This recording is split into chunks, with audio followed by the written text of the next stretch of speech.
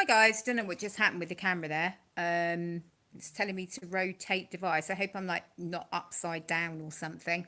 Um, anyway, I wanted to do a live video this morning to talk about anxiety and what is anxiety, basically, or what causes anxiety, because I think it's become so normalized in society that everyone's kind of walking around anxious that we sort of lose touch with the fact that that is actually a serious warning sign of something being wrong inside. So, so many people are anxious and then they go to the doctor quite often to get prescribed medication. By the way, guys, if you can hear a weird snoring sound in the background, it's my dog, so I do apologise for that, but I didn't have the heart to shift him off the sofa. And this is the only place I can sit in my house right now because I'm moving and there's stuff absolutely everywhere. So apologies for that. So getting back to the issue of anxiety, it's become very normalized, like everybody knows somebody who's suffering with severe anxiety. Probably everybody knows somebody who's being medicated for anxiety. And that's become kind of, just standard that everyone suffers from anxiety. So I'm kind of posing the question here, and this is from my own experience of suffering with anxiety pretty much since age 4. So, like, for as long as I can remember, I suffered with what we would call anxiety. I actually prefer to call it now chronic fear. Like I said, that has been with me over the years, and it's become something that as I've got older, I've become more intolerant of. So, in a way, I could tolerate it more up until probably about 3 years ago, which is when it really, really started to become an issue that I didn't want to deal with anymore. I'm just going to have a look at what's going on with this phone. It just keeps telling me to rotate. So what can we do about it, basically? Well, this is what the beginning of the kind of journey of me starting to not solve, but kind of change the way that I deal with my anxiety. Was I used to be a school teacher, and I worked with what the system called special needs kids. So quite often kids that have emotional and behavioural difficulties. That was kind of my specialism, and I was an art teacher.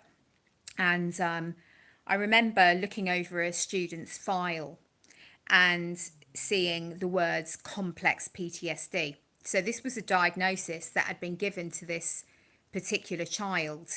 And I started thinking, complex PTSD. Now, what's that? Now, I don't know why, but it really, really stuck in my mind. So when I got home, I started researching complex PTSD and the connection with that and chronic anxiety. And then something just clicked. And I realized, oh my God, that is what I have been suffering with all of these years. And so complex PTSD, as far as I'm concerned, is anxiety, and anxiety is at least PTSD, if not complex PTSD. As far as I'm concerned, you can't remove these one from the other. If you're suffering from anxiety, in my opinion, you are suffering from some form of post-traumatic stress disorder. Now, it used to be that the only people we considered to be suffering from PTSD were soldiers who'd come back from war, or people who'd been involved in a hostage situation or a natural disaster. And we didn't really take on board the fact that anybody who suffered from trauma at any point in their life, if they didn't process that trauma properly, they could well be suffering from a form of PTSD. If it goes on for long enough, if it's undealt with, untreated, or not dealt with for long enough, then it becomes complex PTSD. So complex PTSD is chronic PTSD. And this is basically, as far as I'm concerned, chronic anxiety. Now, the good news is that there's some stuff that you can do about it. Is it easy? No, it's not easy. I think the how easy it will be will depend on many factors, mainly how close you are to the triggers for the PTSD. So for your anxiety, if you look at the pattern of your anxiety throughout an average day, start to take notice of when you get anxious.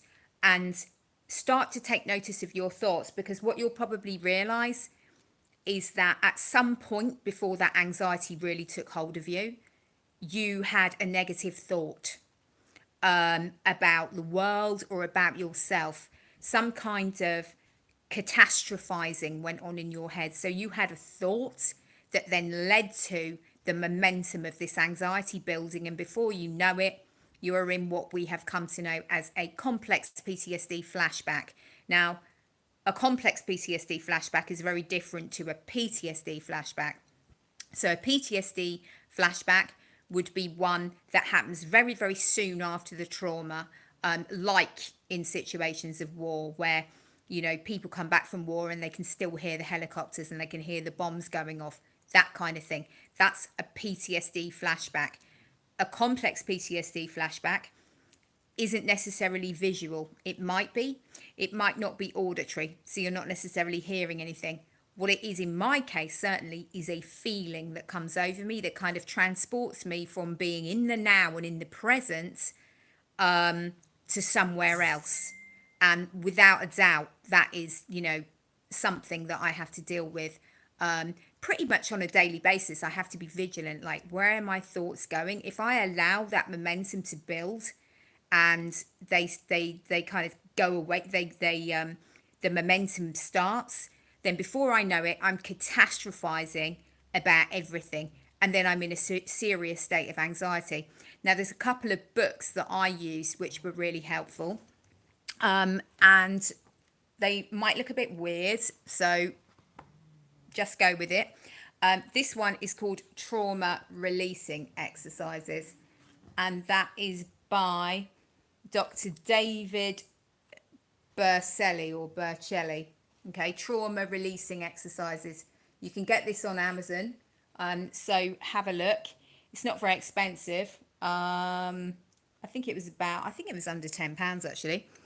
And that is basically a series of exercises that you do when you're in a state of anxiety to attempt to release that trauma which is held within the body. So it's held within all of the cells of our body. It's held within the gut. It's held with the amygdala, in the brain.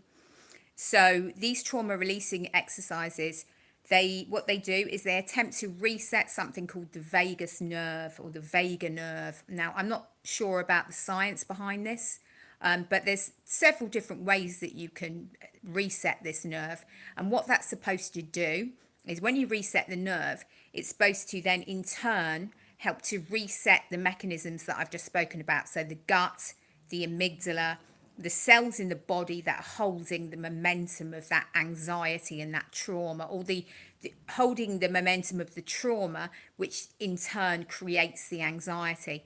So what I'm kind of asking you guys to look at is in your day, notice the thought that comes before the anxiety. If you can get to a place where you can change the direction of your thought, and that takes time because it's very time dependent. It's like, have I got something on my head? If you don't, I thought I had like a brown mark on my head, but maybe not. It's just the camera. If you can catch that thought in time, then you can change the direction of the thought and you don't have to go into the flashback. But, that takes practice. So the first thing to do is to notice it, and it might help to kind of keep a diary. If anxiety has become such a problem for you that you cannot go on, it really is worth putting some time in to try and work out why you're anxious. I hope that makes sense, because if we don't do anything, then nothing changes. And, I didn't want to do anything for years. I just kind of, if you've watched the video, or I do urge you to watch the video I did yesterday about my own story about why I'm single, that kind of goes into some of the stuff that I did as a coping mechanism for my anxiety.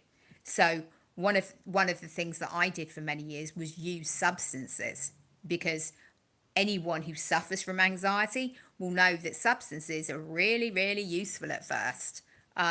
Of course, they turn on you later and make your life 10 times worse and actually make the anxiety 10 times worse. But initially, They can transport you from a state of anxiety to total calm and well-being with the world. So I self-medicated for years. When we look at most addiction processes, as far as I'm concerned, addicts are suffering from post-traumatic stress disorder, and most often complex post-traumatic stress disorder, which is why they use substances to ease the symptoms. I think we can say that pretty much across the board in society, actually. Why do any of us kind of need to let off steam and get wasted on a Friday and Saturday? Because we are on some level dealing with the trauma of the week. Now, might not be, the kind of extensive trauma that I'm talking about in terms of PTSD and complex PTSD, but it could be enough trauma that, oh my God, I just need some peace. I just need to get away from it right now. I just need to take the edge off. And so people drink and they use drugs. People use food. They use behaviors. We are pretty much a society of addicts right now. And we are pretty much a society of people who are suffering from anxiety.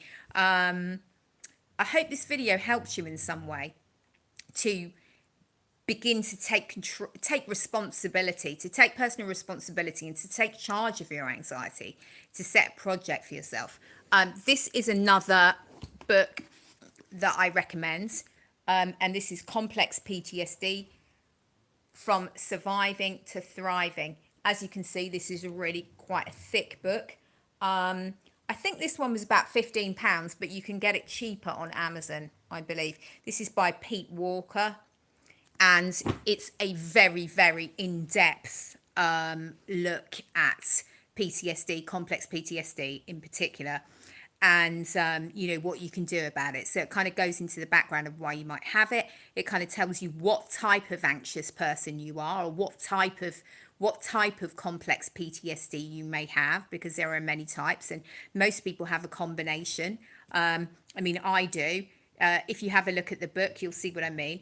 My particular kind of anxiety type is what they call a fight fawn.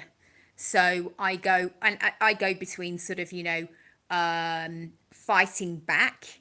This is particularly in conflict, to fawning and offering kind of, all kinds of solutions. These are all behaviors that are learned, in early childhood to kind of deal with trauma.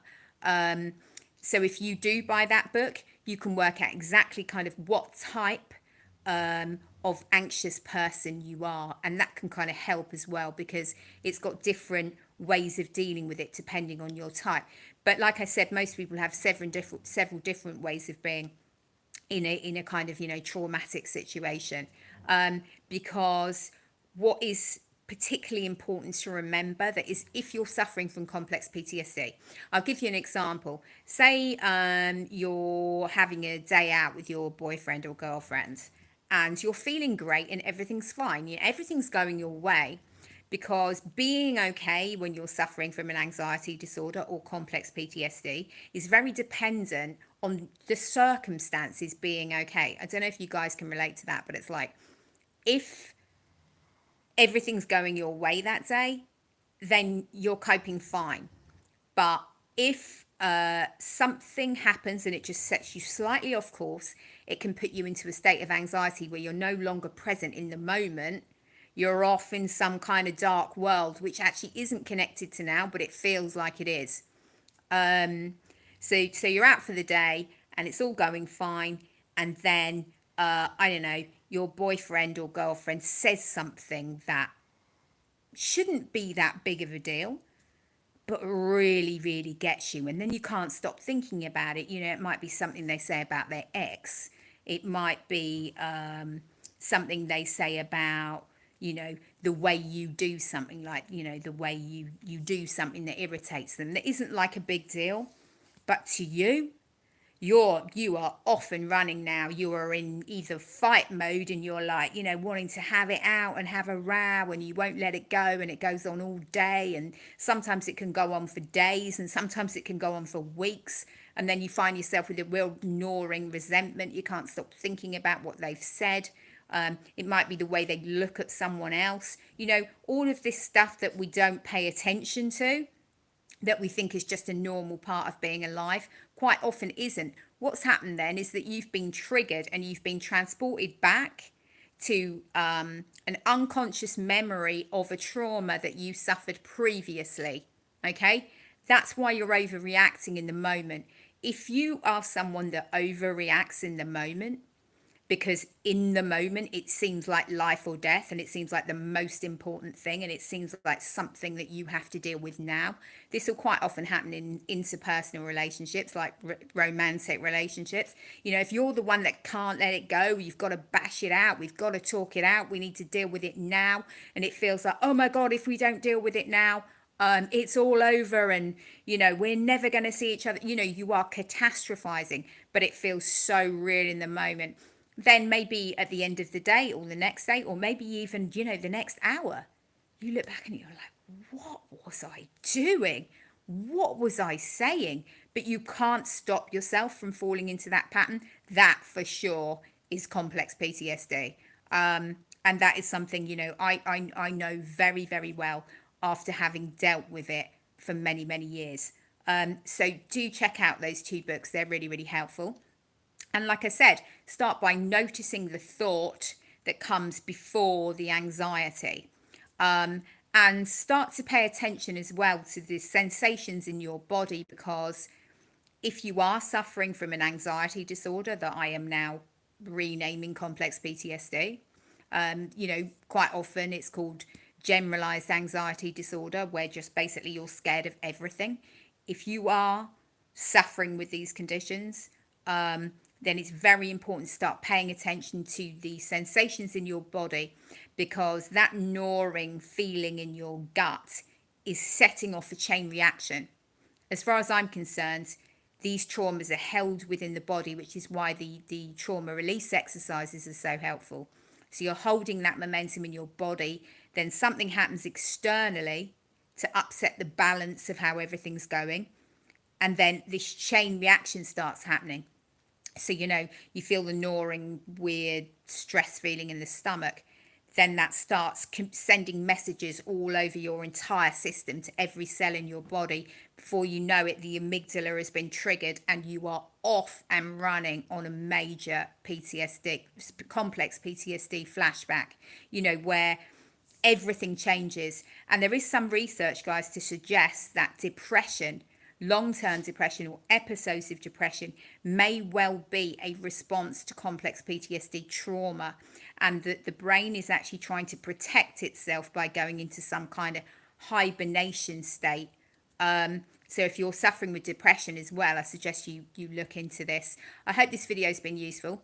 I'm going to shut up now because I don't even know if it's recording actually, because the screen looks really weird. It's just telling me to rotate device.